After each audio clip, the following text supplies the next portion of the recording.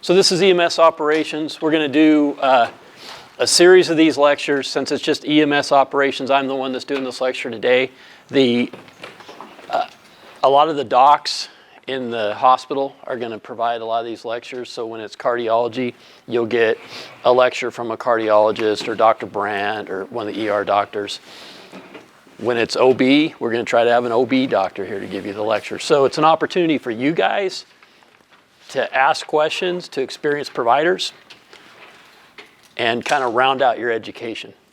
This is your chance. You get shorted a little bit because you got me today, though.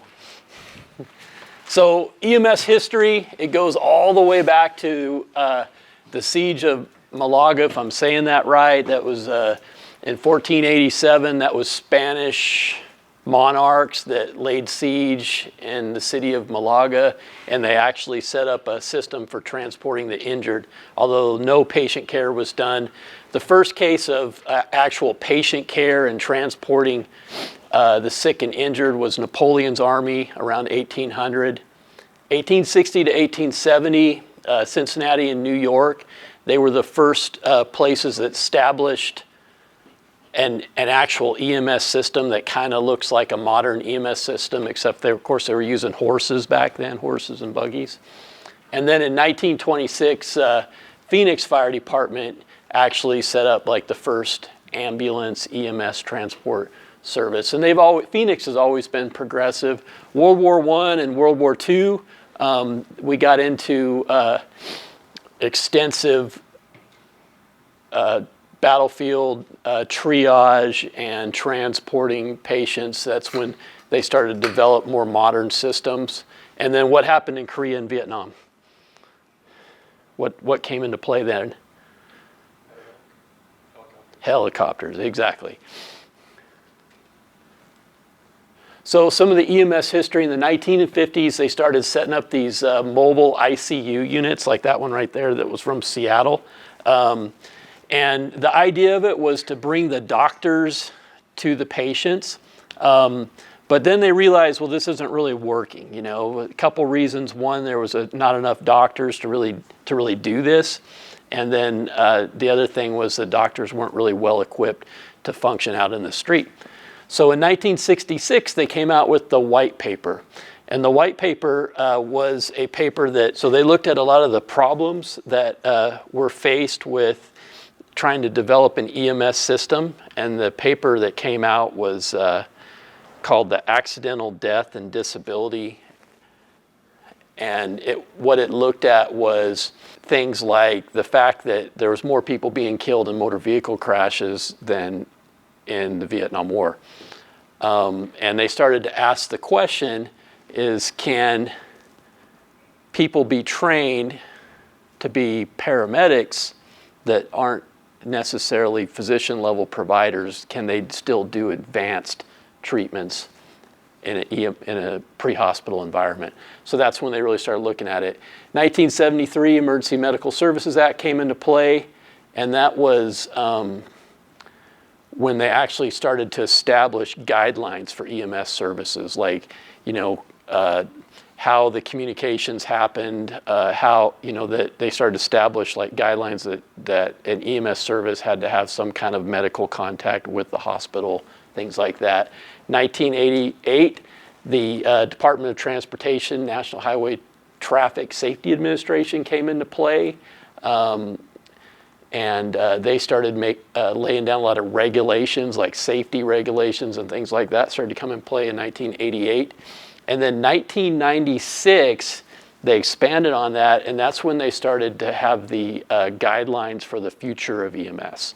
And they started to look at things like research and making that like a standard for EMS services to do research, and also some guidelines for medical direction and things like that. So there's been a lot of changes that have come into play up until now, but I feel like we're kind of going through a lot of changes right now in EMS. So what are some of the things that you guys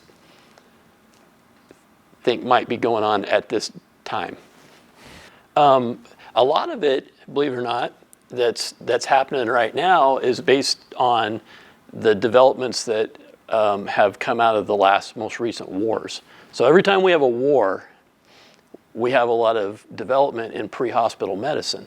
A lot of the stuff that came into play that we had been doing up until the wars that we've had over the last 20 years were based on Vietnam. So like tourniquets, for example. We used to never put tourniquets on people.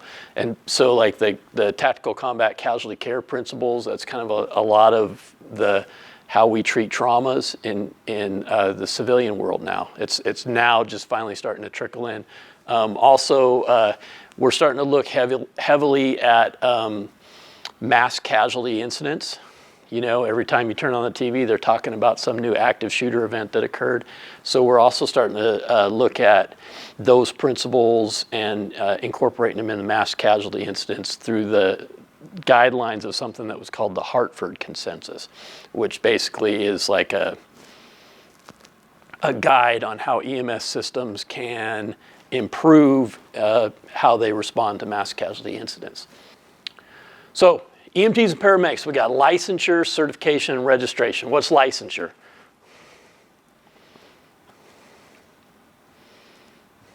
What's a license? Do you guys have any idea what the differences are? So they're going to ask you questions on your boards about these different things. So a licensure is going to be something that's issued to you by like an official governing body. Like you will get a license from the state of Missouri if you work in Missouri. Does that make sense? So for EMTs, licensure, EMTs and paramedics, licensure typically will come from your state, okay? But that's your governing body. So what's a certification? What's the difference? Who? Exactly. So who will give you your certification saying that you've been trained to the paramedic level when you guys are done? No. Who's going to give you your certification? The schoolhouse, right? The Joint Special Operations Medical Training Center. That's who you're going to get your certification from. It's just like with me, I got my certification when I went to paramedic school in Seattle. I got a certificate saying that I met the curriculum of paramedic. And then your registration, what's that? What's that? Like maintain currency? Right, so that's a registration, that a record, somebody that's keeping a record that you're maintaining the standards and the current training that's required for your level of certification and licensure. Who's the big registration that you guys have to take boards for? National Registry, okay. So these three are all kind of tied together now. So most states require that you submit a certification that shows that you completed your paramedic program from an accredited program. And then it also requires that you submit that you've been qualified through the National Registry. And then you get your licensure. Does that all make sense now? Okay. So medical legal. Consent, we've got informed and implied consent. What's the difference? So informed consent is you get consent directly from the patient. The patient is of sound mind, alert and oriented, and they say, yes, you can treat me. Okay. Implied is that patient that's unconscious or also altered mental status to where they can't make decisions, rational decisions for themselves to be able to determine whether they can give consent. So then it becomes implied. So what are three questions that we typically ask a patient if we're trying to determine if they're of sound mind, if they're competent? What's your name? Do you know where you're at? You know what happened? Exact person, place, and time, you know. So what day is it today? Do you know where you're at? Can you tell me who the president is? Those three questions we ask all the time. And it's funny, you get different response. You know, the president one's always entertaining because you know, some people will be like, my man, you know, but then other people will be like, I'm not going to say his name, you know. But you get your answers, and And based on you can establish whether that person is lucid or, alert and oriented or not. So age of consent, what's that? Old enough to give consent. Yeah, so what does that mean? There's actually some little details with that. So what's the standard age of an adult? 18 years old, okay. But we also have people that can make adult decisions under certain situations. Like what would those people be? Give me some examples. Underage mother. Exactly. So, and it varies by state. So that's where you need to know your state laws. But almost always, if it's an underage mother, or if they have legal papers that they have from a court that says they're a legal adult. Okay. So the age of consent, or if they're married, also they'll be of the age of consent. So in some states, you might be able to get married at 16 years old. Okay, and if they're married, then they have met that legal requirement to be the age of consent. So you could get a question on your boards, something along those lines, okay? They usually are pretty general questions because those laws vary slightly from state to state. Like in Alabama, for example, you might be able to get married at 12 years old or something, No one here from Alabama, are they? When I used to live in Georgia, it was funny. Everybody from Georgia makes fun of people from Alabama. And then I think everybody from Alabama makes fun of people from, I think, Mississippi. And then people from Mississippi make fun of people from Louisiana. So it's like this pecking order. Okay, so advanced directives. We got do not resuscitate. What's that? DNR. What is that? What's that mean? Official document. Go ahead. Like if he's in cardiac arrest or something and you see a DNR, okay. Right. So that's a do not resuscitation. That's a legal document that's usually signed by the patient and signed by their physician. Okay. Every state's laws vary on this. Okay. So some states, they may have that legal document. The patient may be in cardiac arrest, but you could have a family member on scene that says, I just talked to the patient and they want CPR done on me.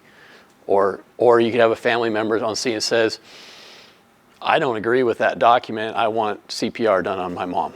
What do you do? Do you not do CPR or do you do CPR? The DNR is valid. Okay, it depends on your state laws. So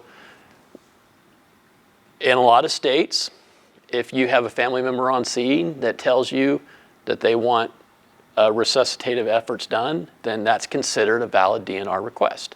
Okay, so it just depends. So what you have to do is you have to know your state laws. But then, like if you're asked a question like this on your boards, usually there'll be an answer that says something like along the lines of consult medical control.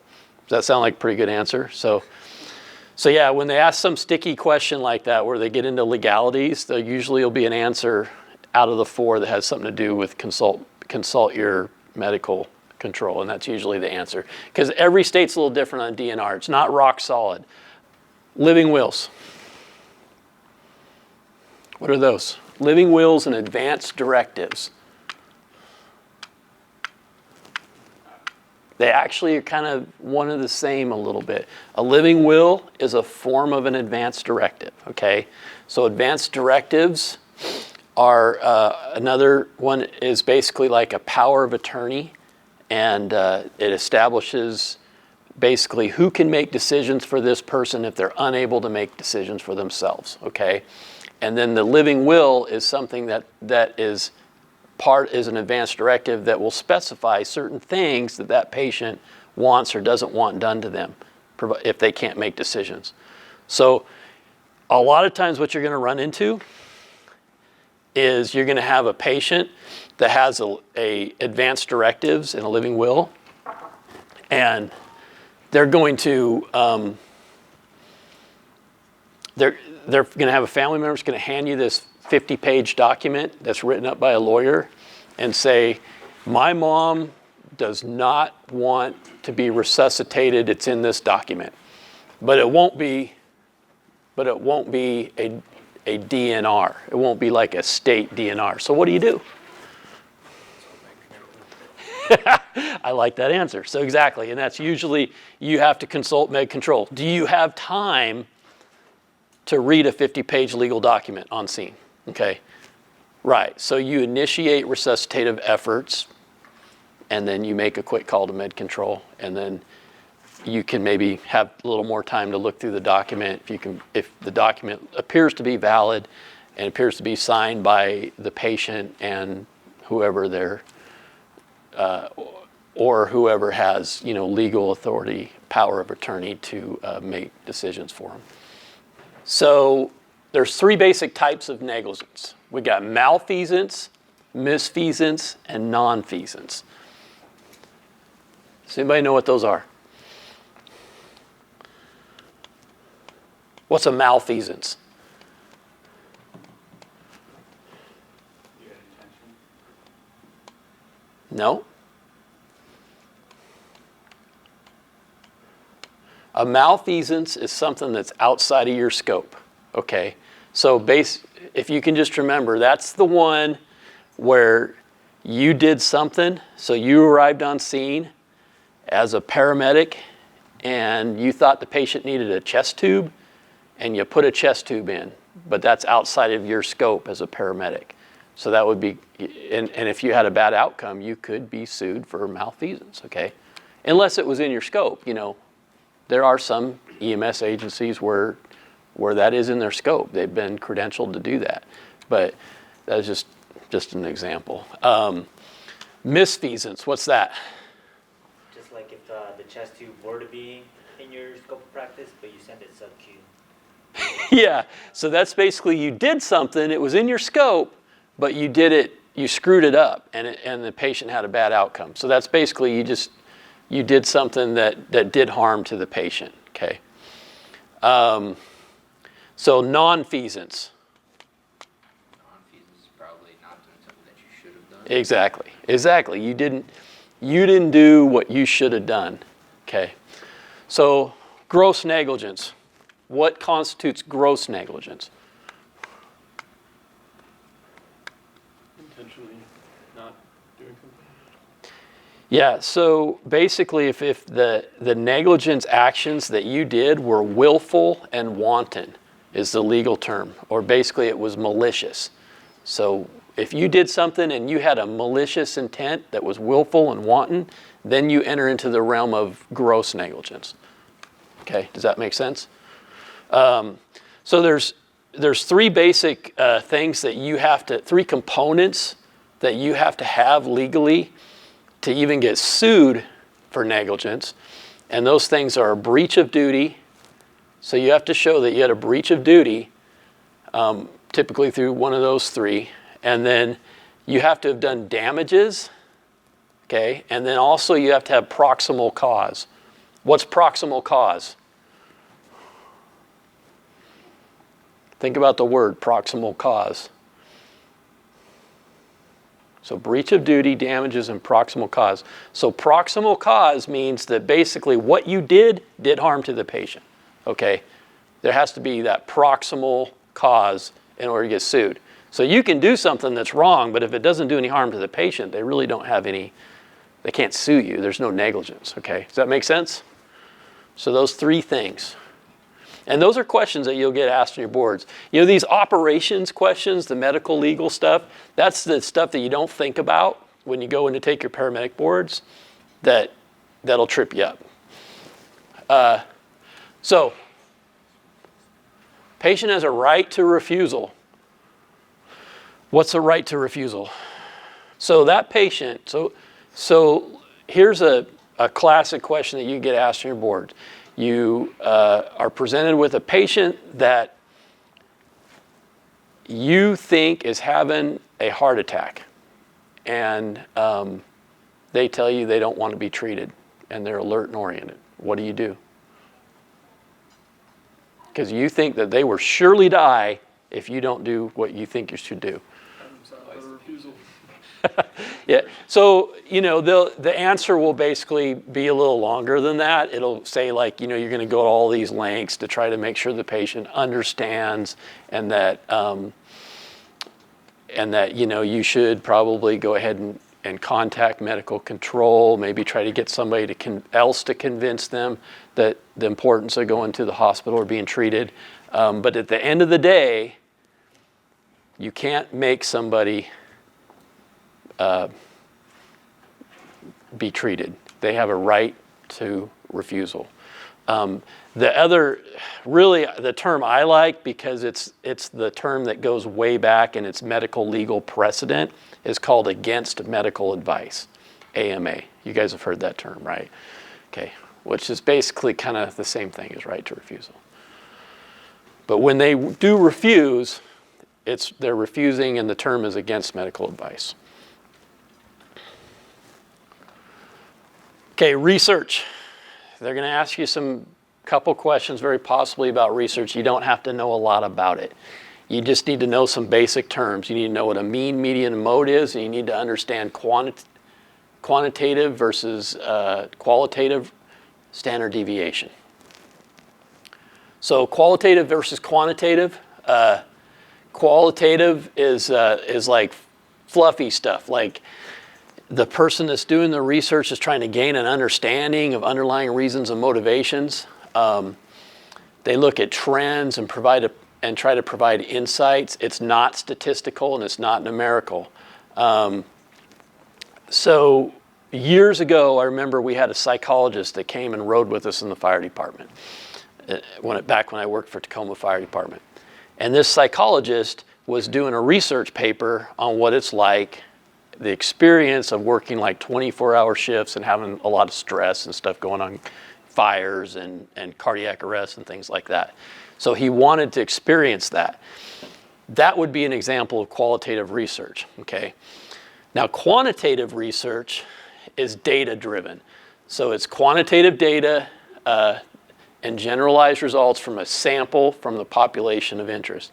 It's statistical and it's very specific. Very often when somebody does research, they might mix the two. They might have quantitative research that also is combined with qualitative. So with quantitative, when we're talking about averages, we got mean, median, mode, and range. So a mean is the average of the numbers. So you add the numbers together. So like there's your sample up. My light's not working. There's your sample up there, 3, 5, 5, 6, 8, 10, 12. The average of the numbers, you add the numbers together, divide by how many numbers were added. So that you add them together, 49, divided by 7 numbers, your mean is 7. Median is the middle number of the sequence, which would be what? What's the middle number in the sequence? 6, exactly. So, of course, it's right there, so it's easier for you to answer. So mode, the number that occurs most often, which would be 5. The range is the difference between the lowest and the highest number. So you take the high number, subtract from the low number, that's your range, 9. So standard deviation, you have z-scores in standard deviation. This is not a statistics class, but I just want you to kind of generally understand what they're talking about when someone talks about a standard deviation, okay? So they're talking about the mean. It's variances from the mean, or deviations from the mean, which remember the mean is the average, okay? And then you have z-scores. So like one z-score is considered one standard deviation, and it's just generally they use the 68%, 95%, and 99.7% rule. So 68% is one standard deviation from the mean, which basically 68% of the sample. And then we start about 2 standard deviations, they're talking about 95% of the sample, and they talk about 3 standard deviations, it's 99.7% of the sample, okay? So if you've got a lot of numbers that are really tight, like the example they're using is average male heights or adult male heights. You have a pretty average bell curve, okay? But let's say if those heights were really close together, you'd have a really steep bell curve, right? Or if they're really spread apart, you'd have a really shallow bell curve.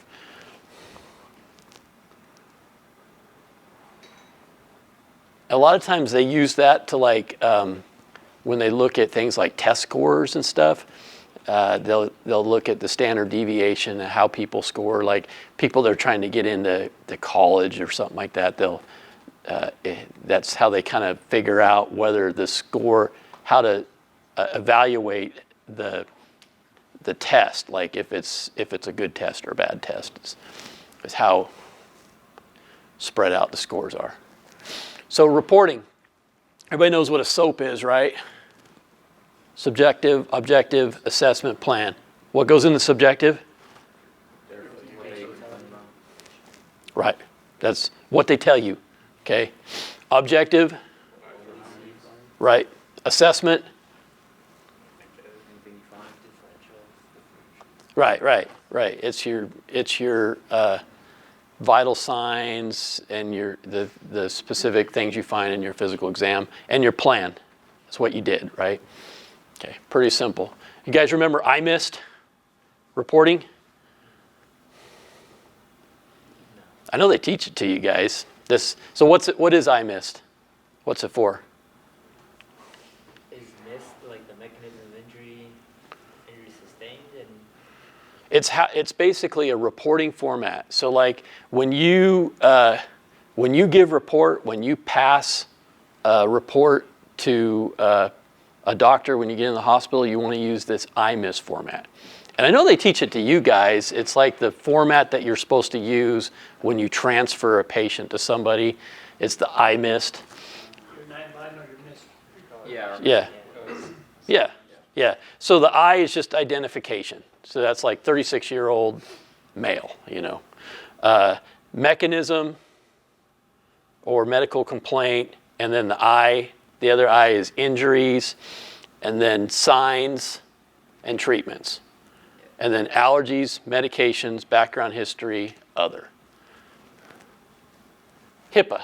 And I don't know if you guys are going to get any questions on IMIST on your boards, but they may ask you like, what would be pertinent things to pass to the emergency department when you transfer patient care? And it may not specifically say IMIST, but if you can remember that format, you can remember the things that you need to. HIPAA. What's HIPAA? Privacy Act. Human. Health Insurance, Portability, Privacy Act. There's 18 identifiers, the kind of questions that they're going to ask you a HIPAA question on your boards. And they're not going to, you don't have to memorize these 18 identifiers, but what do you think they're going to ask? They're going to say something like, a reporter comes to your station and wants information about your patient. What can you tell them? Pretty much. Tell them, you can give them the number of your HIPAA, officer or your administration or whatever, but you basically can't tell anybody anything about your patients, okay? But those are the 18 identifiers right there. Came into play back in the mid-90s. I can remember when HIPAA came into play. I remember one day at a paramedic meeting, I was asking somebody, hey, what are we doing for our paramedic meeting this month? And they said, oh, some lawyer's here to talk about this new thing. And I remember the lawyer telling us that basically all they're doing is creating a new industry for themselves. And I think they did a good job, because like this hospital probably has a whole bunch of people, lawyer type people that's all they do is manage HIPAA. So puts a lot of lawyers to work. So safety. BSI, this one they'll get you, they're going to ask you some questions on your boards about this. Just so you know, the thing to take away on this, the standard BSI in the back of an ambulance is what? Gloves, iPro. That's it. That's the standard BSI. So they will ask you some questions, and that'll be like, what BSI should you wear to start an IV? And that's really what you got to have is what your standard BSI is readily available. They'll give you an option of cap, gown, gloves, mask, shoe covers, goggles, face shield, and don't get tricked into thinking that that's the right answer. Scene safety, critical thinking, situational awareness. I worry about you guys on this one because I think in your minds and how you're trained, how you would answer a question that's regarding scene safety might be totally different. So if they asked you a question, if you came to a person's house and they appeared agitated and they had a weapon in their hand, how would you deal with that?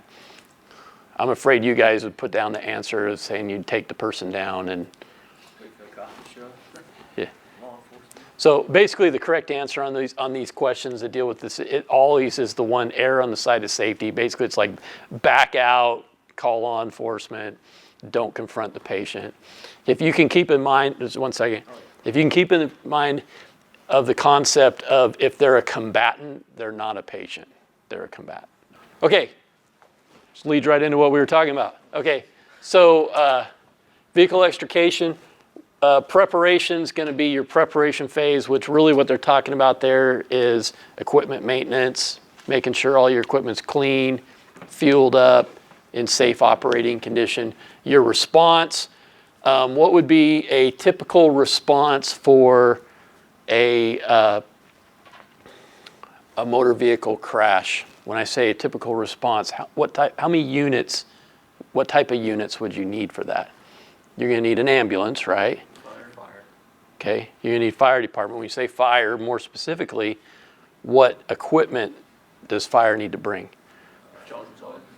So they need extrication tools, and they also need to have the ability for fire suppression, okay? Law enforcement for traffic management. Law enforcement, and then also think about you need a leadership element. So you need like somebody that's going to be able to manage the incident scene, okay?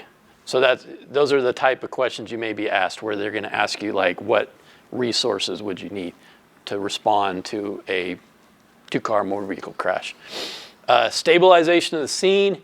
So that's one of the first things you do so when you arrive on the scene, I'll back up a little bit, and you do a scene size up. What kind of things do you need to have in a scene size up? So let's say you're the first one that shows up on the scene. One of the primary things that you need to do is basically state that you've arrived and that you're in charge of the scene, so that your a command element it needs to be established immediately. Now that can be passed as soon as another unit shows up. And then how many vehicles you have, how many potential patients you have, do you need any additional resources, and are there any hazards? Okay. Anything else? Am I missing anything you guys can think of? And then stabilization of the scene is the next thing that happens. So like when you talk about those questions, you got to think about, sometimes you have a tendency in those questions to think ahead, but the first thing that has to happen is the vehicle has to be stabilized before you can really do anything with it. And then access, how are you going to gain access to the patient? And then disentanglement, they're talking about, how are you going to get the patient out? Like as far as how, is the patient going to be cut out, or can you remove them out the window or whatever?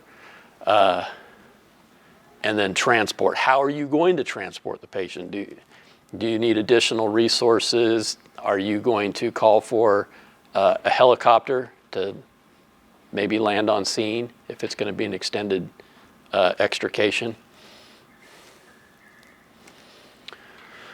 Leads into air medical. When is it appropriate? When do we use air care or air medical? Very often air care will have the ability, or air medical, I call it air cares because that's what we call it here. Very often they'll have the ability to administer blood, okay, or they may have the ability for, ventilator support, things that you don't have.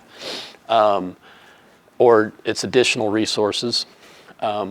Mainly it's your time critical diagnoses, your STEMIs, strokes, traumas that, where your patients are time critical traumas. And then also if you have like delayed extrication. You have a trauma patient and it could even be 5 miles out of town, but it's going to take 30 minutes to cut this patient out, and you believe that they're a critical red patient, you may want to just go ahead and get a flight there so that as soon as you get that patient cut out, you can put them in the helicopter and fly them to the hospital. So, 5 miles might be a stretch, but you can cut a lot of time by using air care for certain things. Landing zones. Per the book, what size is a landing zone? So 100 by 100, but also it says in the book not less than 60 by 60. But ideally 100 by 100, okay? And then how about night? Probably doubles. Yep. 200 by 200. Yep. So driving. Avoid road rage. Just common sense, right? So what's due caution, due regard mean? That's like the legal term that's used in almost every state for people that drive ambulances, is this term called due caution and due regard for the safety of others. You're doing what the reasonable person would do to use due caution.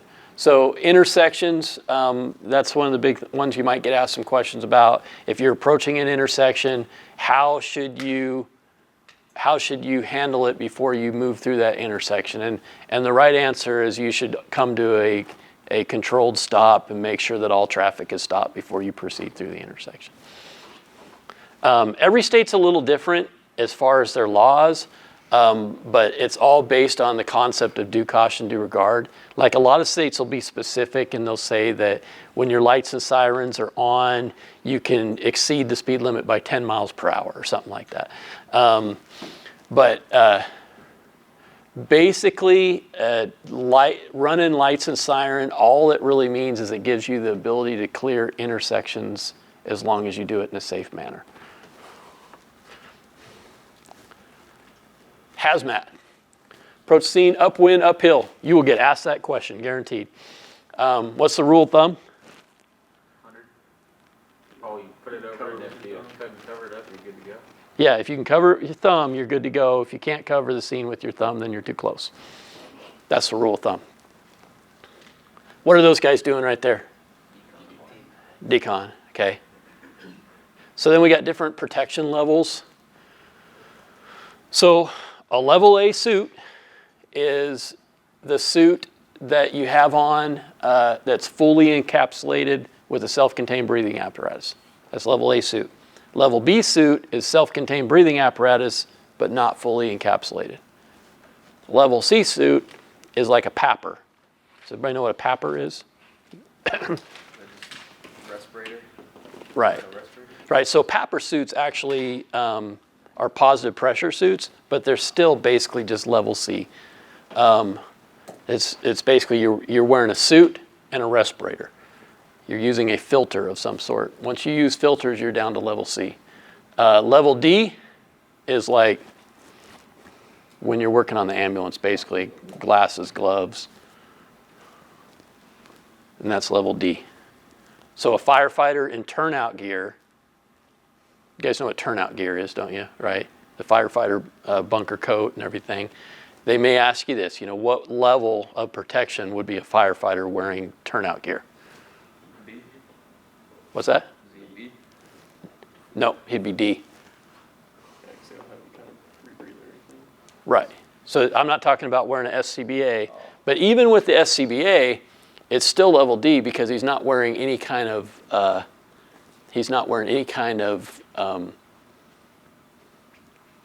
encapsulated suit.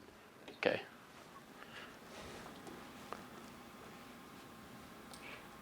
So you got your zones, your hot zone, that's considered the contamination area. That's where your intervention team is. And then you got your warm zone, which is where decon is. That's the big one to remember. Decon's in the warm zone. And then all of your backup teams, your rehab, your safety officer, and all your staging stuff is all in the cold zone. Incident command. So this is kind of tough to remember. So you got your general staff, and then you got your command staff.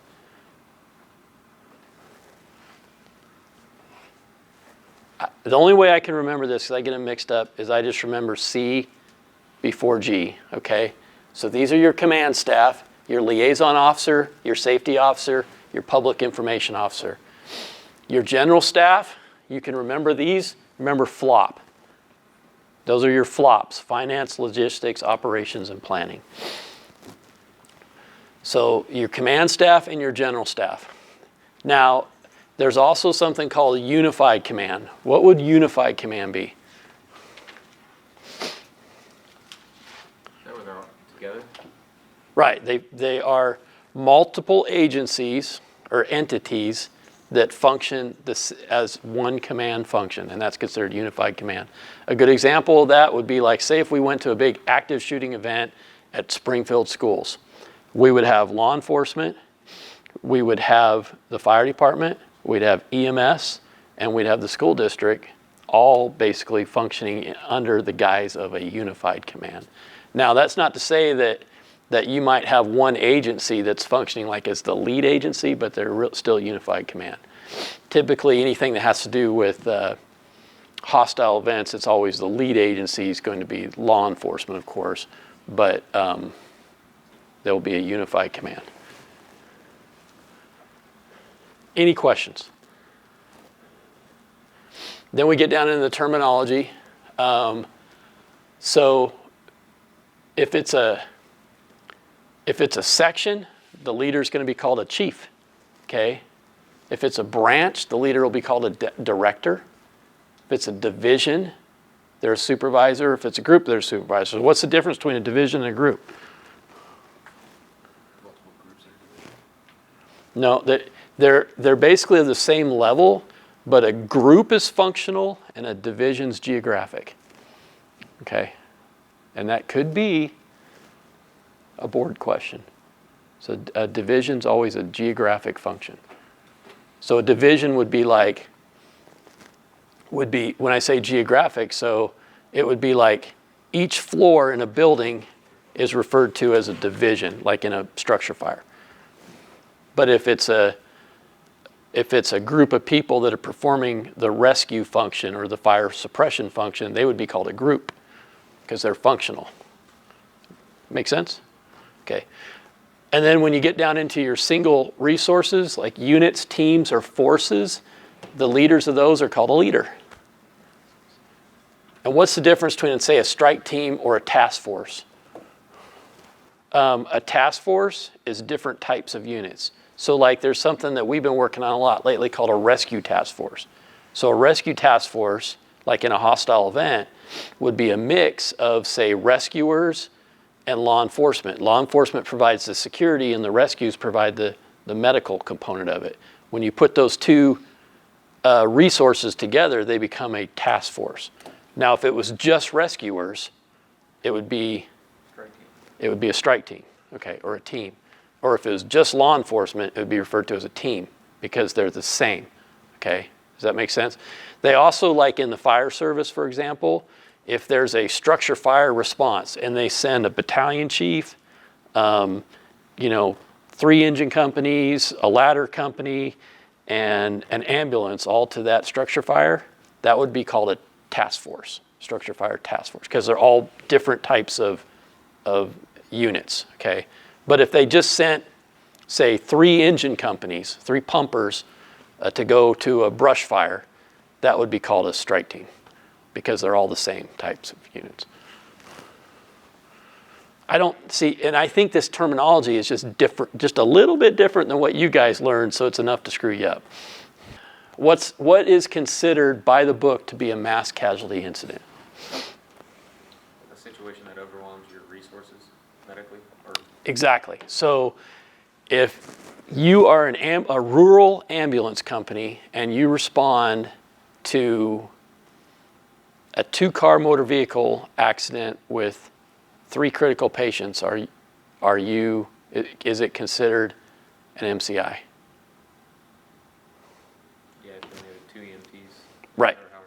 Right. So if it overwhelms your resources, and that one there is one of the classic board questions that they would ask you, is they'd say you're a rural ambulance and you're responding to a 2-car MVA with 3 patients or even 2 critical patients. Technically, it would be an MCI because it could overwhelm your abilities, your resources. Seems a little silly, but that's the book term. We talked about what's unified command. Everybody working together. Right. Multiple agencies forming the command function. And then RTF, I already told you guys what that was, Rescue Task Force. And that's just a picture of an example of what a rescue task force would look like at, say, a hostile event at a school. You got your officers that are providing security. You got your rescuer that's right there. So they're working together, so thus they're a task force.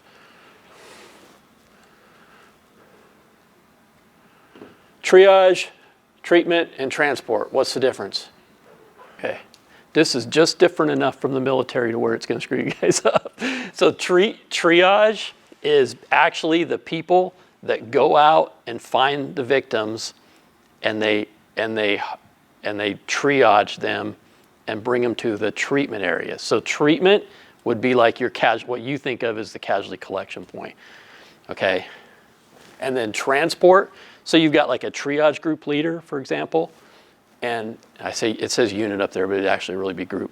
So say you got a triage group leader. That person would be responsible for sending people out and finding the victims and bringing them to the treatment area. And then the treatment group leader would be responsible for like what you guys consider the casualty collection point function, where you have them in a treatment area and then they're funneled to transport, the transport function would just be somebody that's assigning patients to ambulances and talking to the hospitals saying, I'm sending you this many patients, okay? So those would be the functions of that. We don't even do it that way here, but that's how you're going to be asked on the National Registry test. Staging area manager, what does that person do? And I put these terms in here because I know like what you guys think of as staging is something totally different. So the staging area manager, like in a big MCI, is like somebody that actually has what they call staging, would be like, say, a large field or parking lot, and they've got like all kinds of resources that are staged there. Okay. Rehab group leader, that would be a person that's responsible for managing the health of the rescuers. They come into rehab and they have to monitor what their health is. If it's a really large incident, that can be actually a pretty big job because they actually have to like find a facility to do rehab, and people have to like have things like food and water and things like that in the rehab area. The rescuers, yeah. Yeah. So medical director's role in an MCI. This, like in the book, basically what, I put this in here because the National Registry, what they would say on a medical director's role is that basically that medical director provides the medical treatment, guidance. And in some cases, the medical director may actually kind of function as like an expert in the treatment area for, say, critical cases and stuff. But the medical director's role in EMS, per the book, is actually not necessarily, the misconception is that we work under their license, that everything we do is under the medical director's license. That's not really the case. They're actually more of like a supervisory function that provides expert supervision and guidance. We actually hold our own license. Okay, So triage and MCI, you got reds, yellows, greens, blacks. Pretty sure you guys are squared away on this. Any questions on this? Okay. I just threw this Hartford Consensus thing in here. It's new. You might see it on the test. I kind of doubt it. But what the Hartford Consensus is it's a guide as to how it gives recommendations as to how civilian rescue, EMS, paramedic services, fire departments, law enforcement should respond to hostile events. And what they recommend is the development of rescue task force and the compression of the hot zone, the warm zone, the cold zone. The old way of doing things, like you guys have seen on the news probably over and over again, like the last shooting they had in Florida, where law enforcement sealed off the school, and you heard stories in the news afterwards about how the rescuers were trying to get access to the patients, but law enforcement wouldn't let them in because they didn't feel it was safe, right? So the new concept is the concept of developing a rescue task force where you have some law enforcement security and some rescuers. As they're suppressing the threat, the rescue task forces are coming in and getting access to the patient in that warm zone, but it's really more of an interface of, see where they show the compression, it's really more of an interface of the hot and warm zone.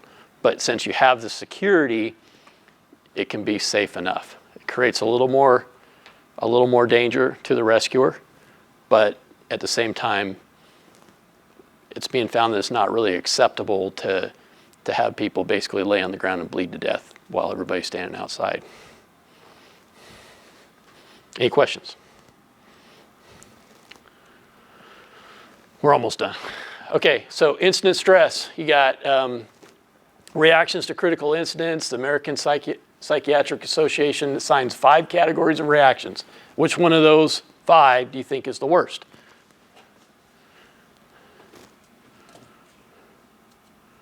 Depression. Nope. Blind panic. Doesn't that just sound the worst of all of them? So blind panic is the worst. The reason being is they say that it's catchy, okay? So that patient, if you arrive at a mass casualty incident or something and you have somebody that's in blind panic, which would be just totally out of their mind, screaming, they say you want to remove them from the other victims because it can be catchy. Some of the others are anxiety is usually not a big deal. It's actually pretty normal. They can recover in a few minutes. Depression is that person that sits or stands in a numb state. Overreaction. You guys could even see overreaction, like when you get out with your peers. You know, that's that person that seems like they don't really accomplish things when they're trying to work because they're not thinking straight, and they make they might make inappropriate jokes and stuff, and it just seems a little weird, but that's usually like an overreaction. Conversion hysteria is that person that can't hear or use their extremities, that like freezes up, you know. You ever hear the stories that, somebody that like freezes under pressure? That would be conversion hysteria. Critical incident stress debriefing. Who all knows what these are? Everybody knows? Everybody shaking their head? Everybody's good? Okay. So this is basically a debriefing, an after-action debriefing, where basically everybody kind of gets things off their chest. Nobody points fingers. It's just an opportunity for somebody to talk about how they feel, for you to be able to see that maybe some of the things that you're feeling are actually normal. It's normal to have some feelings if you go on a critical incident. One of the questions that they would typically ask on your boards would be, can you force somebody to participate in a critical incident stress debriefing? Like, so you go on a call and you come back and you plan a critical incident stress debriefing, but you have one person on your crew that just wants to sit in their room and they want to be left alone. What do? You just encourage them to go, but if they don't want to, you can't. Exactly. You offer it to them, but everybody deals with things differently. And some people, that might be how they can best deal with it, is just to have some time in the room. So that's a a question that I've seen asked quite a bit, like on the BizDAP and stuff like that, is you can't force it on somebody. I believe that's it, guys. Any questions?